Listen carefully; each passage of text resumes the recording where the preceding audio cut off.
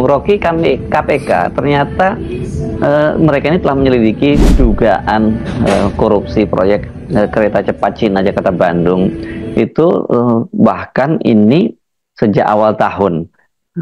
Nah, bersama dengan itu munculnya statement KPK bahwa mereka telah menyelidiki kasus itu. Akhirnya mantan Presiden Joko Widodo, ini orang yang paling banyak dituntut netizen untuk membayar utang proyek WUS ini, akhirnya dia buka suara setelah sebelumnya bungkam bahwa itu katanya proyek transportasi massal dan memang tujuannya bukan tidak untuk mencari laba. Keputusan Jokowi buka suara itu kan menunjukkan dia ternyata mulai gelisah ya melihat tuntutannya begitu deras dari masyarakat. Iya, pada akhirnya Presiden Jokowi berkomentar soal WUS ini. Sebetulnya bukan berkomentar, terpancing untuk berkomentar. Itu penanda bahwa ada sesuatu yang dia atau beliau antisipasi membahayakan. Membahayakan siapa? Ya membahayakan dirinya, karena dia yang lagi disorot di dalam kasus kereta cepat ini. Jadi kita bisa baca psikologi Pak Jokowi untuk apologetik, mencoba untuk mencari pembenaran terhadap kebijakan penganggaran WUS ini yang sekarang justru sedang diperiksa. Saya nggak tahu diperiksa atau disidik atau diselidiki. Yang penting soal ini sudah masuk di dalam wacana korupsi, karena itu KPK sudah turun tangan, itu masalahnya. Jadi kalau kita bedakan dengan seluruh isu menyangkut Presiden Jokowi di masa lalu, dinasti, jasa palsu, fufafa, kelihatannya atau terlihat cukup efektif isu yang diangkat oleh media massa, itu yang setiap hari disorot, itu soal WUS ini. Dan poin dasarnya adalah bukan soal pembelaan Pak Jokowi bahwa ya ini untuk kepentingan sosial, maka keuntungan sosialnya yang harus didahulukan. Ya, bukan soal keuntungan sosial, kerugian yang disebabkan oleh salah perencanaan itu yang dipersoalkan, dan kerugian itu sudah mulai dikaitkan dengan manipulasi kan. Jadi masalahnya adalah kereta cepat ini diduga itu di markup. Kereta cepat ini diduga ada cashback segala macam tuh. Jadi kebijakannya yang dipersoalkan, bukan aspek sosialnya. Memang semua transportasi publik tidak perlu cari untung, walaupun ada beberapa yang ya justru untung tuh. Beberapa data Anda bisa lihat, misalnya transportasi publik di Jepang, di Prancis, atau di Italia, kan ada data yang menunjukkan justru untung. Jadi kalau Pak Jokowi mulai merasa terganggu, maka kita mesti baca itu sebagai upaya beliau untuk menghindar dari sorotan korupsi, kira-kira itu. Tapi di dalam politik semakin terbaca upaya menghindar, makin sorotan akan makin kuat ke sana tuh.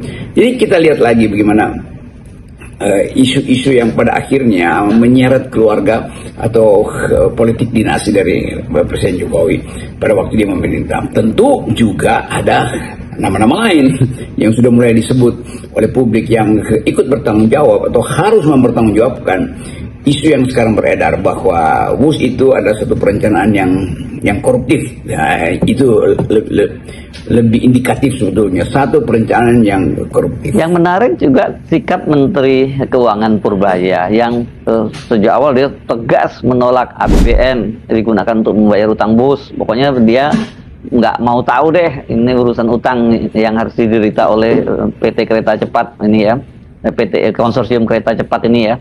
Dan tapi ketika dia kemudian ditanya soal pernyataan Pak Jokowi, kemudian dia juga menyatakan benar bahwa argumen Pak Jokowi itu benar walaupun sedikit. Ini masih ada kata walaupun ada tetapinya gitu. Tapi tetap saja dia membenarkan soal ini. Kan orang kemudian jadi bertanya-tanya, maksudnya apa benar yang sedikit? Kalau benar yang sedikit berarti banyak salahnya dong, ya gitu. Tapi kenapa dia menggunakan diksi semacam itu, tidak selugas seperti biasanya gitu? Ya, tapi di pihak Pak Purbaya yang di awal sebetulnya memicu perdebatan ini atau kontroversi ini, beliau Purbaya mulai juga apologetik. Kan komentar Purbaya ketika ditanya soal WUS itu, soal komentar Pak Jokowi bahwa itu ada dimensi sosialnya, Purbaya membenarkan, walaupun dia mengatakan ya itu sedikit benar bahwa ada aspek sosial. Tetapi kan dari awal Purbaya mendorong publik untuk mempersoalkan pindahnya pembiayaan itu dari APBN ke bisnis kan. Jadi bagaimana kita mau lihat konsistensi dari Purbaya? Kan Purbaya mesti katakan iya betul ada aspek sosialnya, tetapi kan tetapinya yang mesti diperkuat bahwa diduga kalau dia bersifat sosial ya APBN aja dong supaya jelas pertanggungjawabannya. Kalau bisnis ada aspek sosial itu nggak masuk akal. Jadi kelihatannya Purbaya juga apologetik. Kita bisa periksa apakah betul pada akhirnya pembiayaan itu, utang itu akan dibiayai oleh APBN. Kan itu juga yang masih tanda tanya. Kan itu bahasa tubuh dari Pak Jokowi hendak menerangkan bahwa itu adalah kereta itu demi yang sosial. Karena itu jangan persoalkan untung ruginya. Purbaya akhirnya membenarkan itu, sedikit membenarkan. Padahal dari awal Purbaya justru menolak prinsip bahwa itu bisnis yang merugikan masyarakat, kan itu dasarnya kan. Jadi karena dia merugikan maka Purbaya nggak mau bayar sebagai Menteri Keuangan. Jadi kita lihat bagaimana transaksi argumen ini dua-duanya apologetik. Purbaya apologetik, Jokowi juga apologetik, tetapi yang betul-betul menuntut supaya ada kejelasan di dalam kasus ini adalah publik, dan itu duduk perkara ini akan terus menjadi sorotan. Nah, kita mau lihat misalnya di dalam adu argumen atau adu apologia antara Jokowi dan Purbaya, di mana posisi presiden kan itu pada akhirnya ya mungkin Pak Purbaya juga lagi menunggu sinyal presiden diteruskan nggak ini, atau pada akhirnya mungkin Purbaya mengatakan presiden sudah perintahkan supaya pakai APBN. Mana kita tahu pembicaraan di belakang layar kan. Tetapi yang jelas yang terbaca adalah Presiden Jokowi cemas kalau isu ini dilanjutkan, maka dia akan mendahului bahkan soal ijazah palsu, soal fufafa, karena KPK sudah mengambil langkah untuk menjadikan ini sorotan, dan KPK udah minta supaya semua yang punya data itu tolong disampaikan ke KPK untuk mempercepat dan menjernihkan sebetulnya dulu perkara dari kasus WUS. Kasus WUS ini kan tampaknya sudah menjadi burning issue. Bahkan tadi Anda memprediksi ini bakal lebih cepat bergulir karena hukum dibandingkan kasus ijazah Jokowi. Kalau kasus ijazah Jokowi memang bulat saja ini. Sekarang tinggal bagaimana keseriusan KPK yang mengaku telah menyelidikinya, dan bagaimana sikap dari pemerintahnya Prabowo. Ya betul, Saudara Herso, bahwa publik menunggu kelanjutan kasus ini.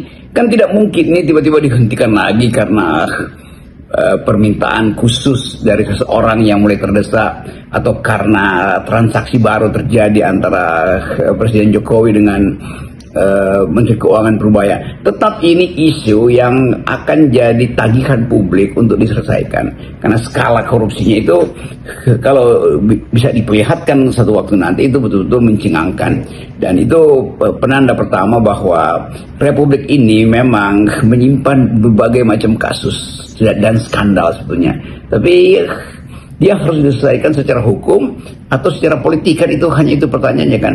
Nah, saya menganggap bahwa Presiden Prabowo mengerti pada akhirnya, dengan mudah kita pahami bahwa kalau masalah ini dibuka itu banyak betul orang atau sedikit orang yang kedudukannya tokoh itu akan ada di situ. Nah, justru karena kedudukannya tokoh maka dia sensitif.